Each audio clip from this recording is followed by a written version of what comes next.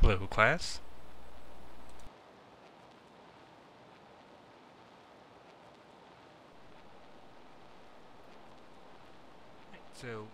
We are continuing the adventures of the Cid.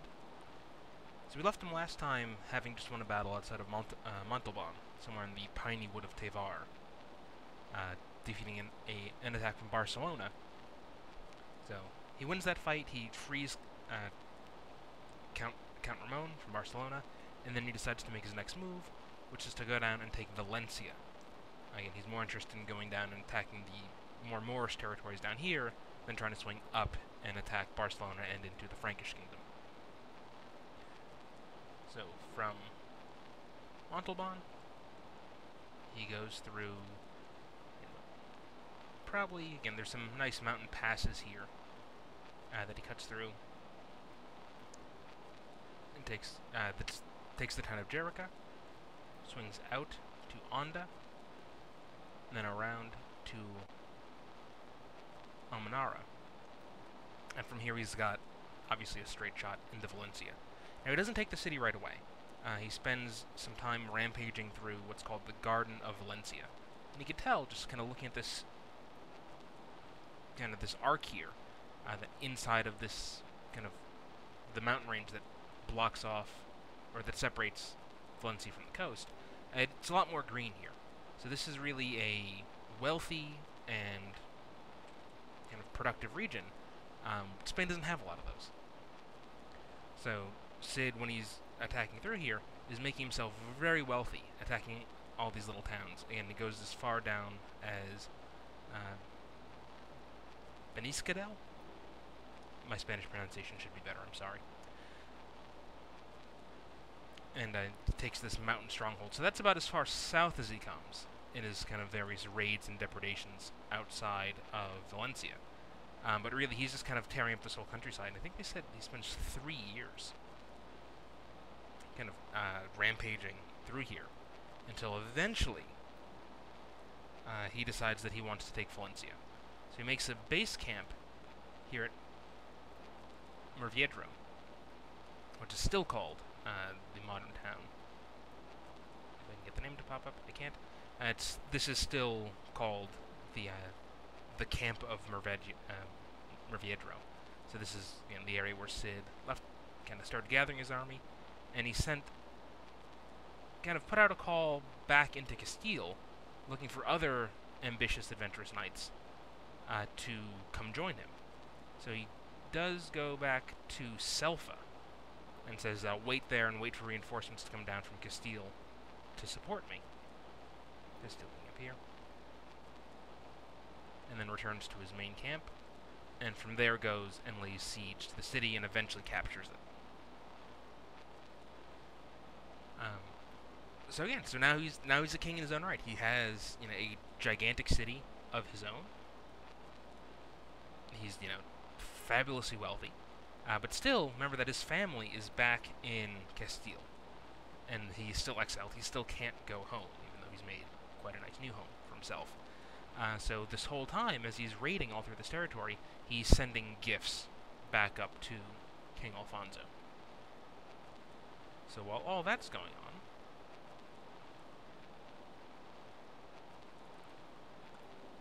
the Cid has attracted the attention of a major Muslim king, the king in Seville, who takes an army cross-country again. Here I'm truly not sure of the route. He might have gone all the way out to the coast. Obviously, it's pretty flat out there. Nicer weather. But it's certainly faster to cut through the countryside a little bit. I think it would have made sense to go through Granada.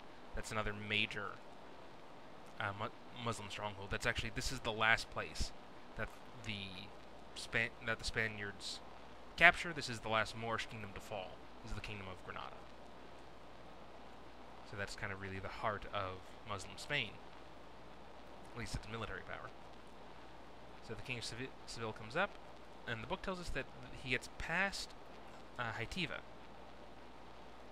and he gets into the Garden of Valencia. And the Cid comes down, he turns them back, and there's kind of a running fight, and eventually the King of Seville is killed, or is defeated, I should say, at somewhere past or somewhere around Hytiva.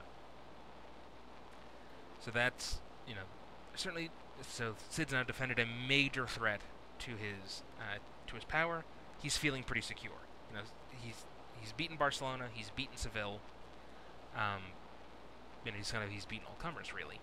So he feels that he's in pretty good shape, and he kind of settles in to rule and to rest for a while. Now, part of this is that he sends his right-hand man, Alvar Fanez, Minaya. Again, these guys all have names and nicknames. They can get confusing. But he sends Fanez, who's a cousin of his, either a cousin or a nephew, sends him back to Burgos to try to get his family. And again, the author mercifully skips his exact route of travel. Just drew some straight lines here. So he goes, visits the Cid's wife and family, Don Jimena and his daughters Sol and I forgot.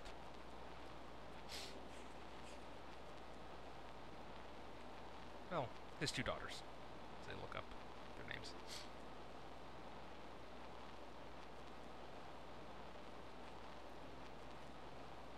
Elvira and Sol. There we are. So he goes, kind of meets them, tells them what the Cid is planning, and gives a payment of 500 marks, 500 silver, units of money, to the abbot there. And again, this is where it's useful to read between the lines in the story a bit. Certainly, he is paying the abbot for the upkeep of his family, all these years. But Catholic Church has a lot of power, particularly in Spain. You grease the abbot. You give him a nice, healthy, consideration. And, he might pull some strings for you. So, Fanez goes from here to Burgos, which is the capital of Castile. This is where King Alfonso is. And again, he presents a fabulous gift to the king. It's 200 horses with a sword attached to each. Again, stuff in this world is scarce. Giving stuff, in addition to giving straight out cash, is important. Particularly, a military-minded, good medieval monarch. Hey, 200 horses, that's awesome. It's 200, translate that in today, that's 200 tanks and 200 airplanes. That's given as a gift. So, the king is moved, and he says, alright, maybe he's not quite ready to completely forgive Cid yet, but he can have his family back. And anyone that wants to help him from Castile can do so. Anyone that left Castile to go help the Cid is free to come back. So, there's also some interesting negotiations set out where they arrange an escort, a rather large escort, for the Cid's family back to Valencia.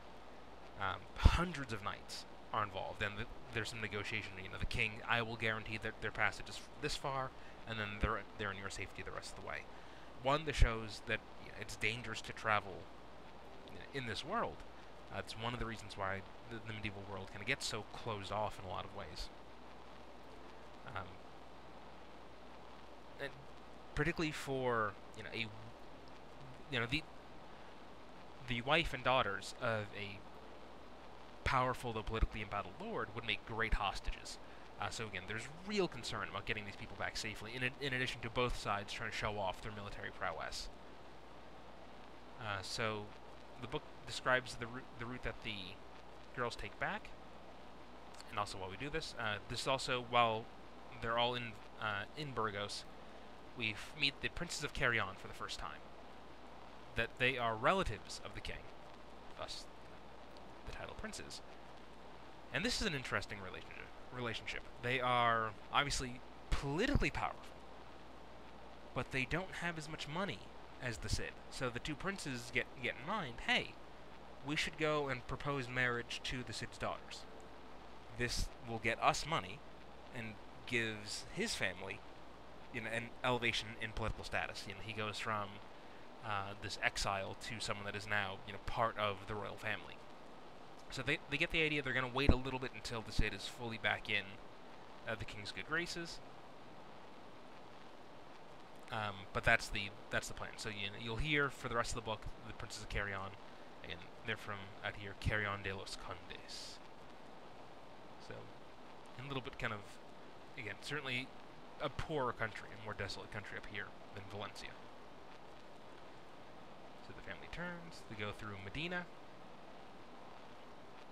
and here, try to have them follow the rivers as much as possible. But again, this is a, obviously a different route than the Cid took out and that Fannius took back in. They're now cutting through the heart of Castile. Now that they don't have to worry about, hey, are these going to cut my head off if they catch me? They can move through safer, theoretically, and easier terrain than the very mountainous path that the Cid took out. So they bounce all along. Now, by the time they get over here, they're dealing with Muslim rulers, Moorish rulers, that have allied themselves either with Alfonso or the Cid. And again, this is one of the fascinating things about medieval Spain, that obviously there's tremendous tensions between the religions, and that a lot of the big fights here are, take place along Christian and Moorish lines. But you do have instances where the two are working together really quite well. The Cid earlier in his career, and really also during this part that the author doesn't talk about it so much, had worked for Muslim rulers, and now has Muslim rulers working for him. So just because a person is Christian, just because a person is Muslim, doesn't mean that he's going to get along with all of his neighbors from the same religion. So they go through Molina. And then when they get 3 leagues from Valencia, this is when the Cid comes out and meets his family, and that's the first time that he sees them. Again, since this adventure started, years have passed at this point. So no sooner does the Cid's family arrive, then suddenly a new threat appears. And I mentioned, the Moors quite a bit. Again, these are invaders from Morocco, and now, seeing how much of the Moorish territory that the Cid has chopped away, a ruler from Morocco decides to cross the Strait of Gibraltar, probably landing somewhere at the Rock of Gibraltar.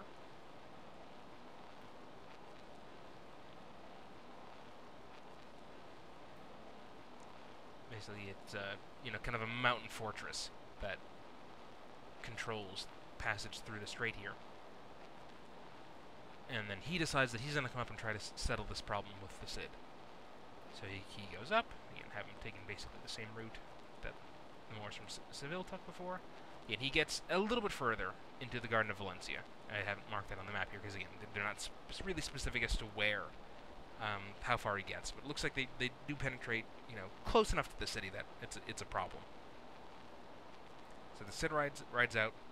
Once again, he's victorious. Again, there's a line from one of the characters, hearing about the exploits of the Cid, that he kind of sarcastically mentions, if he's doing so well, I can't believe there's any Moors left in the world or left in Spain.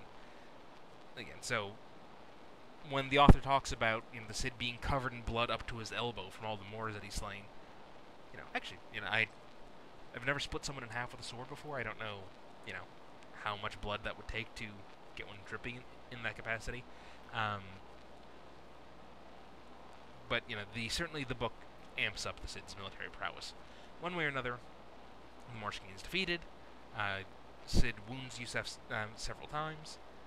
In some of these fights, he gets another famous sword. He's now got 2 named swords, Tizan and Colada. One of them, at least, is made of Damascus steel, which is a rare, exotic, very sharp and very hard steel that comes from the east. So, the Moors, when they come, they bring some pretty cool stuff with them. So, once again, the Cid wins a tremendous victory. Once again, he sends a gigantic gift back to Alfonso, and Alfonso says, "All right, this has convinced me that I can trust this guy again, or conversely, I ignore this guy at my own peril. Now's come the time to make peace and really bring him back into the fold." So the Cid and King Alfonso meet up on the River Tagus. This valley here. This is kind of the border between Valencia and Castile. And this is where the king says, alright, welcome back. By the way, I think it's a good idea that your daughters marry, my cousins here, the princes of Carrion. The Cid says, again, reading between the lines, you can come back if you marry in. So the Cid, again, he's got some reservations about these guys. He doesn't know them too well. They don't have certainly the record in battle that he has. But he says, all right, if this is what you want, my king, if this is what it takes for me to come back into, your love, then fine. I will marry my daughters to the Prince of Carrion. And that's where this chapter ends. And we'll finish up the book in our next tour. Hope you enjoyed.